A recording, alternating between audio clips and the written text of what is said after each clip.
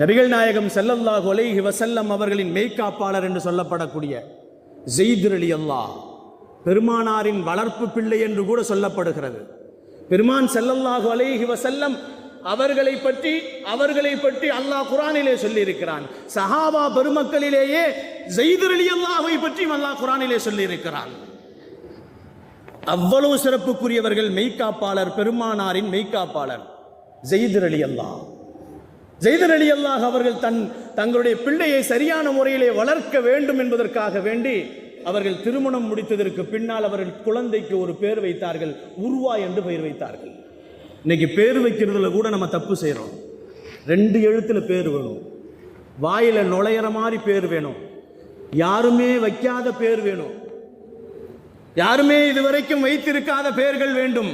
யாருமே இதுவரைக்கும் வைத்திருக்காத பேர் என்ன தெரியுங்களா? ஷைத்தான் தான். ஷைத்தானை யாருமே பேர் வைக்கல, அல்லாஹ் மட்டும்தான் ஷைத்தான் வச்சிருக்கிறான்.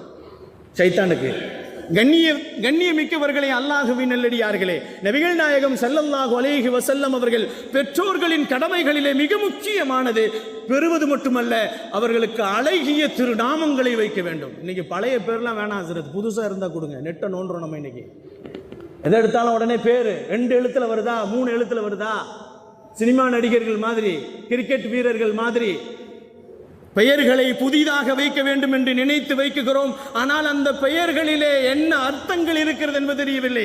எந்த பெயரை வைக்கிறோமோ அந்த பெயரின் அசராத்துக்கள் அந்த குழந்தையின் மீது விழும் என்று சொன்னார்கள். முஹம்மது என்று பெயர் வையுங்கள் என்று நபிகள் நாயகம் ஸல்லல்லாஹு அலைஹி வஸல்லம் அவர்கள் சொன்னார்கள். நாயகம் பெருமானார் ஸல்லல்லாஹு அலைஹி வஸல்லம் அவர்களுக்கு முஹம்மது என்ற பெயரை உலகத்தில் யாருக்குமே முன்னால் வைக்கப்படவில்லை, பெருமானாருக்குத்தான் முதலில் வைக்கப்பட்டது. முஹம்மது என்று சொன்னால் புகழப்பட்டவர், புகழுக்குரியவர், புகழே அவர் என்றெல்லாம் நிறைய அர்த்தங்கள் அதற்கு சொல்லப்படும். புகழ். அதனால்தான் பெருமானாரை பற்றி புகழப்பட்டு கொண்டே இருக்கிறது.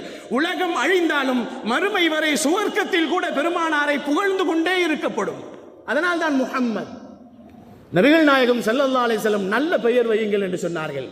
ஸைத் ரலியல்லாஹ் தன் திருமணம் முடித்ததற்கு பின்னால் தன் குழந்தைக்கு உர்வா என்று வைத்தார்கள்.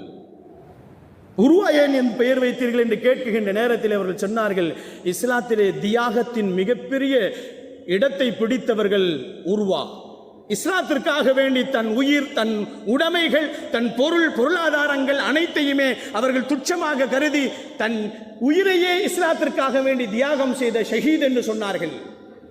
சுஹதாக்களின் பெயரை வையுங்கள், வலிமார்களின் பெயரை வையுங்கள், நபிமார்களின் பெயரை வையுங்கள் என்று சொன்னார்கள். இன்னைக்கு அது இல்லையே.